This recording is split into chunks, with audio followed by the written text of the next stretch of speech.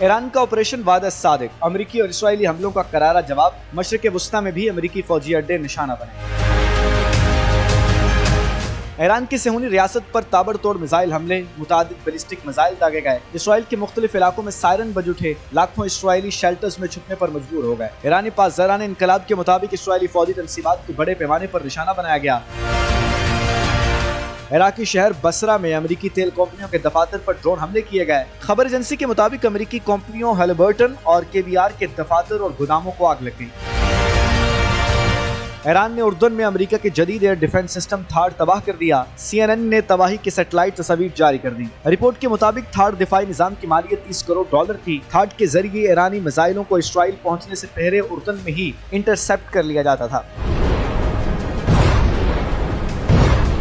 ایرانی فوج نے ایک بار پھر قطر، کویت، بحرین اور متحدہ عرب امارات میں امریکی عسکری تنصیبات کو بھاری نقصان پہنچانے کا دعویٰ کیا ہے۔ کچھ ڈرونز دبئی اور ابوظہبی ایئرپورٹ سے بھی ٹکرائے۔